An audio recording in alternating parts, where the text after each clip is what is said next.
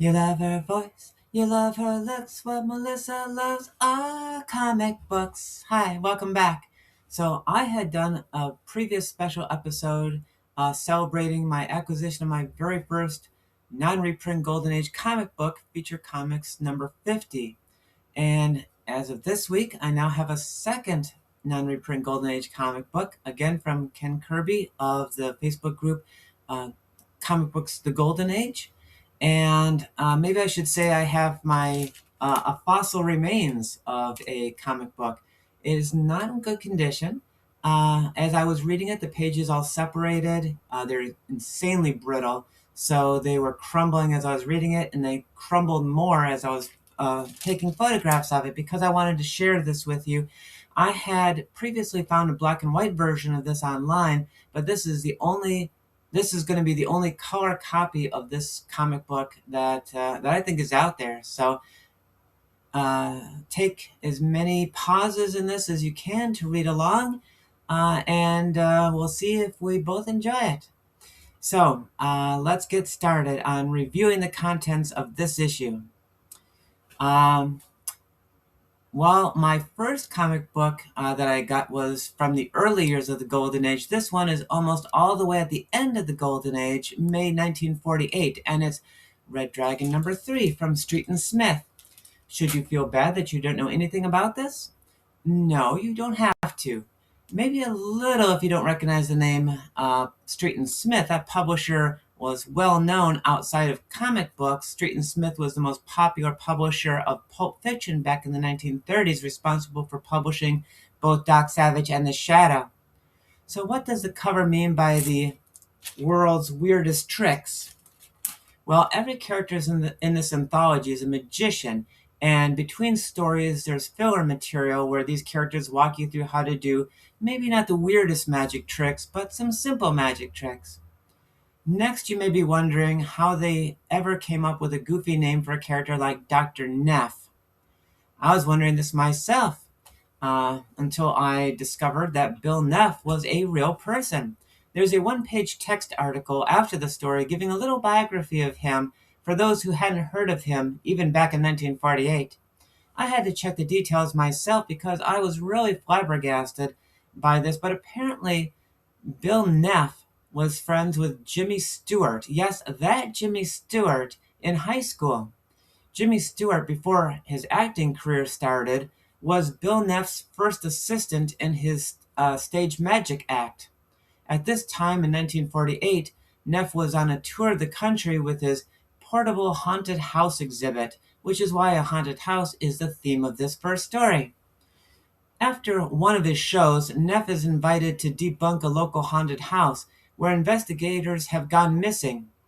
At first, Neff I'm sorry, I messed that up, handily debunks every trick he encounters as the three men hiding in the house try to just chase Neff and his female assistants away.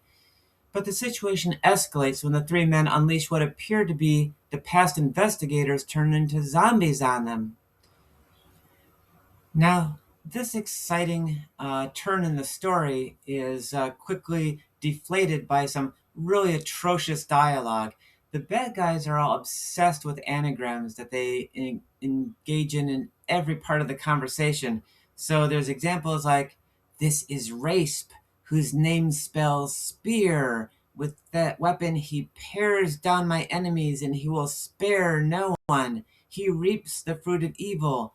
These pears." Yes, pears are important to the story because it turns out that they're not really zombies at all. The investigators were just made to eat these weird pears that just made them doped up or something. And yeah, so that's that. And the bad guy turns out to have been the guy that invited Neff to debunk the house in the first place for motives that aren't don't make too much sense. But the whole anagram thing was really a clue as to what his real identity was all along. But by then you don't care; you just want the anagrams to stop. Now, I almost forgot to mention that Ness feature is the only one signed by its artist, and that is none other than Bob Powell, a significant artist of the Golden Age who I will for sure talk about again someday. This is not Powell's best work, but it's not bad either. The next feature stars Tao Anwar, a Chinese boy magician. Tao Anwar had been appearing off and on in Super Magician comics, also by Street and Smith, since 1941.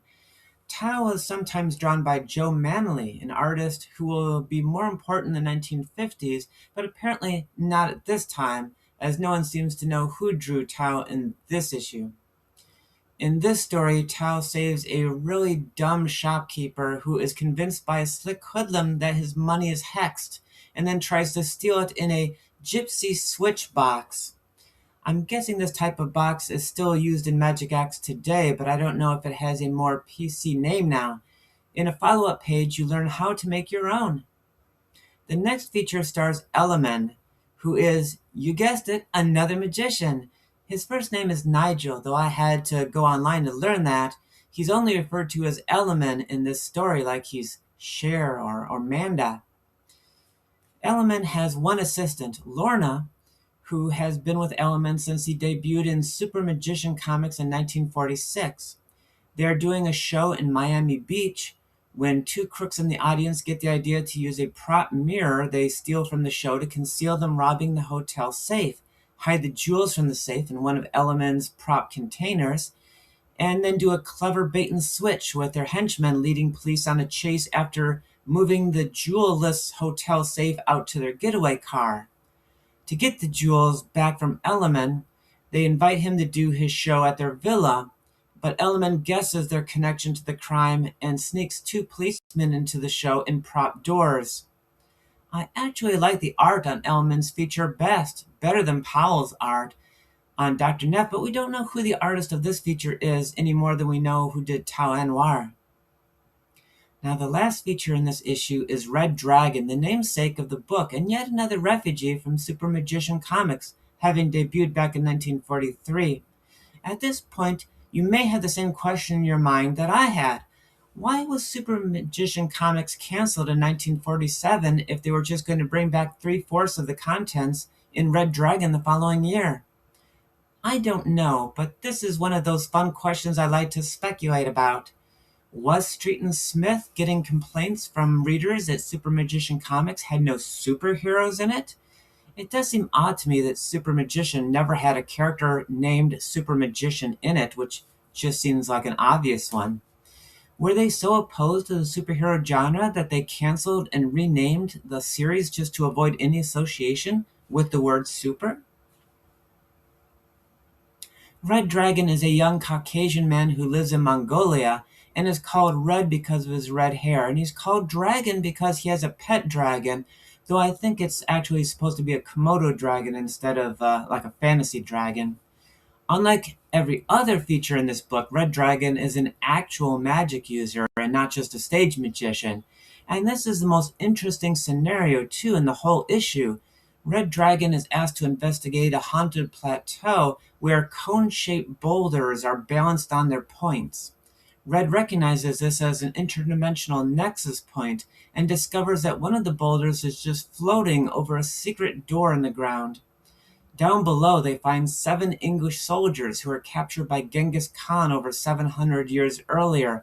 While escaping across the plateau from the Khan, they fell into this cave where they've been unable to die ever since. They have tried to stop breathing and they're still alive. They don't eat most of the time, but they're still alive. They've killed each other in duels dozens of times, and yet they're still here. Red offers to escort them to the surface world and shows them mental images of what life is like in the 20th century.